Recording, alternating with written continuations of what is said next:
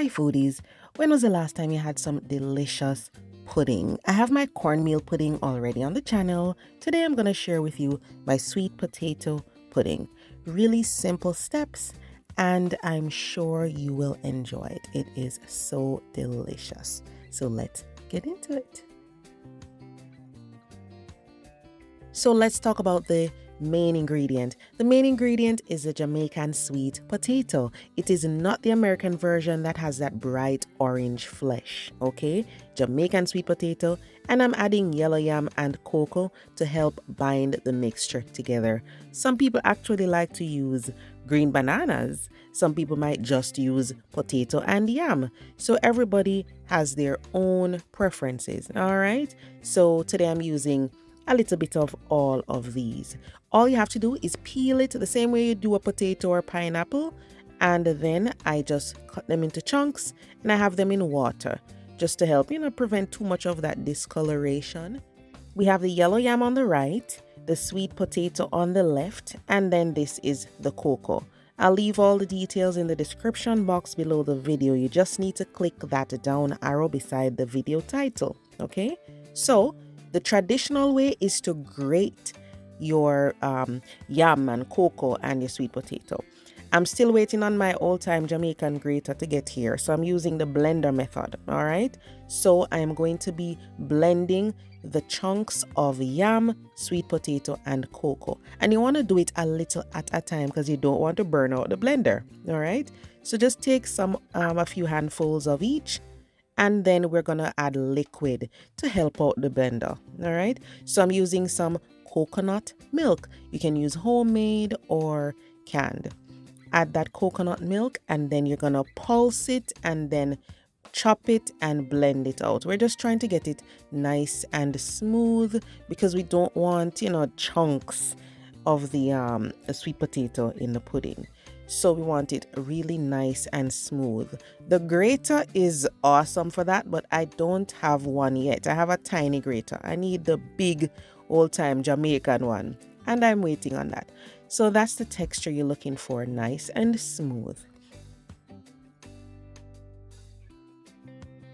So this is all the milk and the sweet potato and the yam and the cocoa blended together. All right. Once I get my grater, guys, I'll post that one for you, okay? This is the blender method. So let's add some red label wine and some white rum. I mix that together, add that in here. And then we're going to be going in with some lemon juice.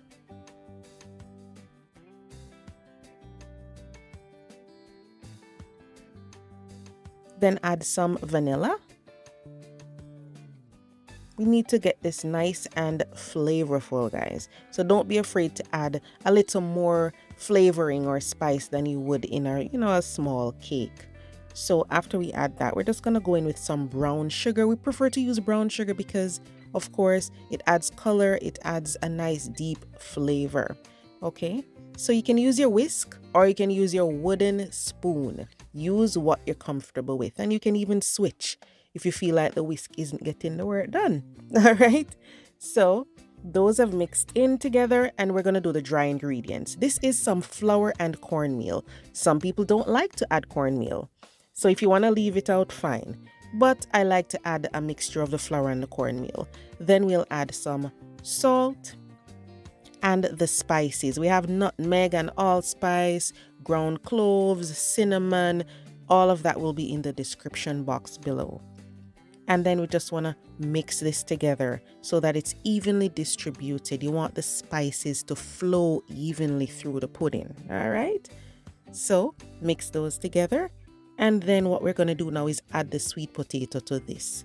You want to add it a little at a time so it doesn't lump up too much, all right? Now, there are times when I've made this with blended pureed fruits, the same fruits from the Christmas cake that we do in Jamaica. This time I'm not doing that. And you could also add some browning if you want the pudding to be very dark. You can add some browning. So all I'm doing is adding that sweet potato to the dry mixture. Then I'm going to stir in some butter.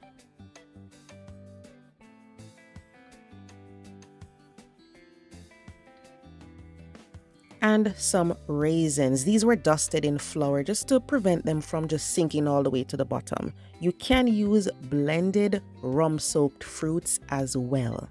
Okay, so just stir that in and then we will be good to go.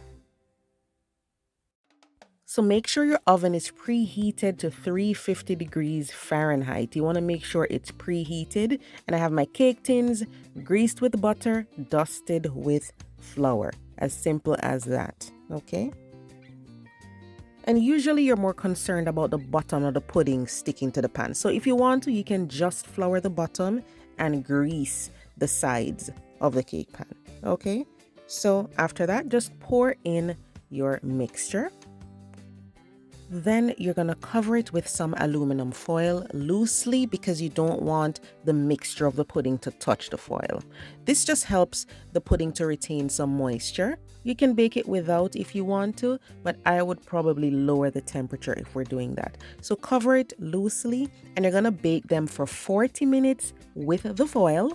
Then take off the foil and do another 40 minutes. So 40 minutes with the foil, then 40 minutes without the foil. And please remember to preheat that oven. Don't put the pudding in a cold oven.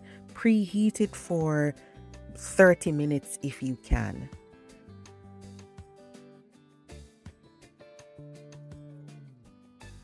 So while the puddings are in the oven, we need to do our little custard. In Jamaica, we call it custard or the soft top.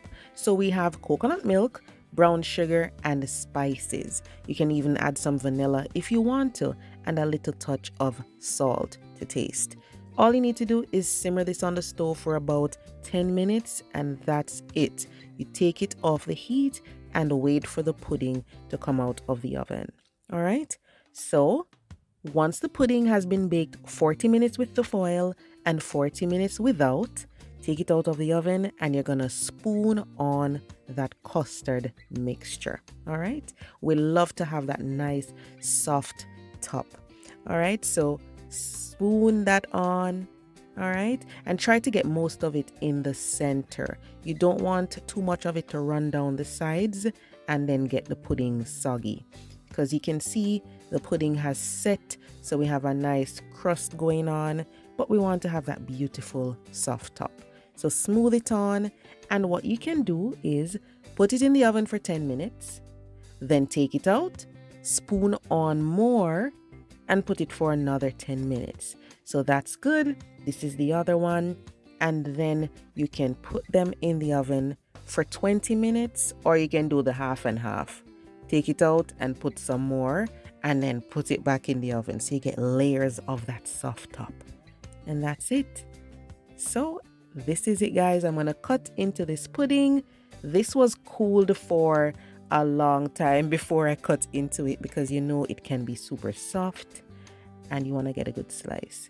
So I cooled it down and now I'm cutting into it, and I'll just show you guys what it looks like.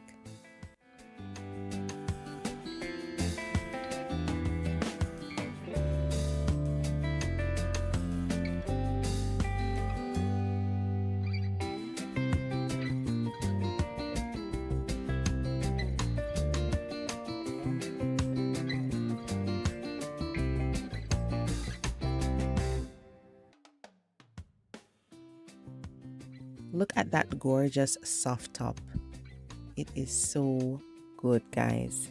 And we have a nice crust going on, and look at the texture. It's beautiful. It's nice and smooth because we used the blender.